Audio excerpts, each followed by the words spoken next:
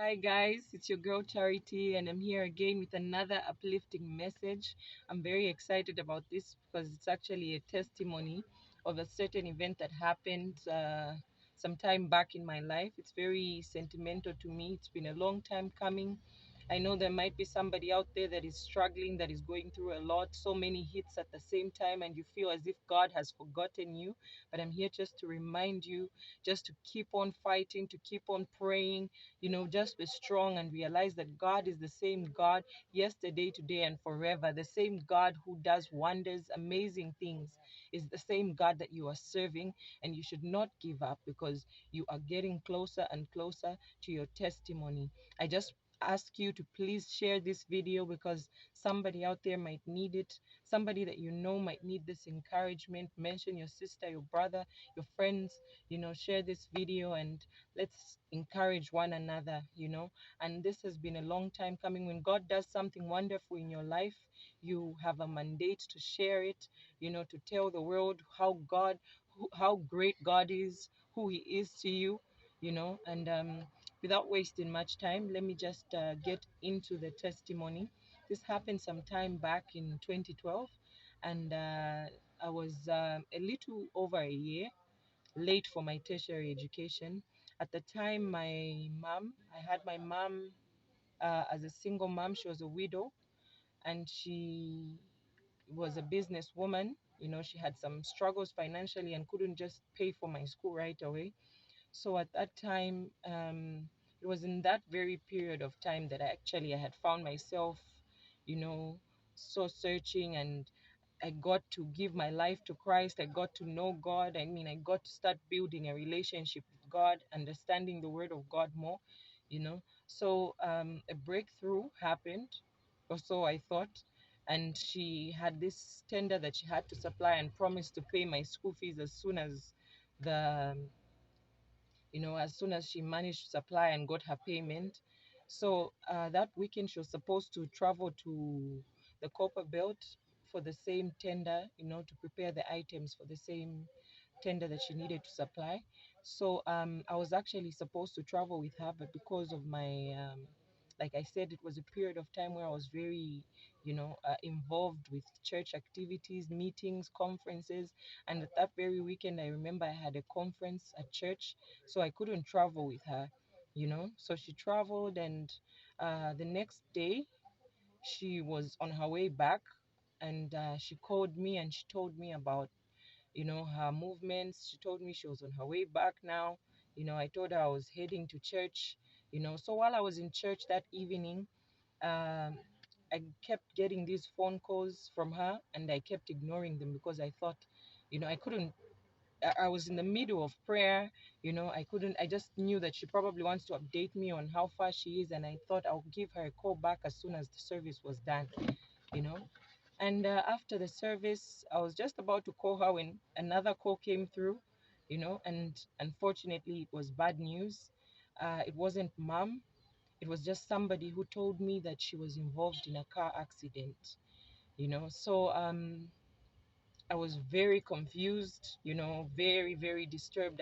I mean, I just came from church and I was literally praying for life, covering my family members, and just to get such news when you just literally walked out of the house of the Lord. You know, um, I tried to compose myself, to cut the story short. She was admitted in ICU for a few days and then she passed away. Um, it was a very difficult period for me, very difficult.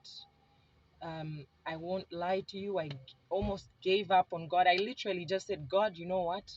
You can't love me and do this to me. I've had so much going on already. You took my dad, I'm not in school, and now you take my mom. God, you know, I literally gave up. I remember uh, one of my pastors came through to church, and I was just like, I mean, came through to the funeral house. And I remember I didn't even talk to them or welcome them. I was mad at God. I was so angry at God. I was like, he's truly forsaken me. So for some time, I was just really detached. I became very depressed, and I was just really lost without my mom. I just felt like a great part of me had been robbed off me, and I just felt like life wasn't fair, you know. So, and not to mention the difficult circumstances that had to unfold, you know, other issues, her death situation that all crumbled down on me being the firstborn. You know, I have two younger siblings, and automatically just becoming a parent to them. I was 20 at the time, and it was really hard. Life was so difficult. I can't, you know, I can't begin to explain some of those challenges, which are stories for another day. But here's the thing I want to focus on. There was a day I was just lying on my bed, you know, and I just felt like I've been hiding from God for too long, and He's the only one that can help me. No matter how dark my life seems at the moment, there is nowhere else I would go apart from my God, you know. So I just decided, you know, enough was enough. I just have to tell God, God, you know, I'm hurt, but I love you because you are God, and there is no one else like you in all the earth. You know, I just got on my knees. At that very moment, I got on my knees and I was in prayer. You know, I cried out to God. I poured my heart out to God, you know. Then there was another call that came through, a call that I was trying to ignore because I mean, I was in prayer and it was very deep. But, you know, something told me to pick up that call, you know, and immediately I picked up the phone. While I was still on my knees, I just said hello. And on the other side, it was my friend's mother, somebody that I attended high school with. And she told me, guess what? My boss is interested in paying off your college tuition, yours and that of your younger brother. And tears were so filled up in my eyes. I couldn't just believe what I just heard, you know.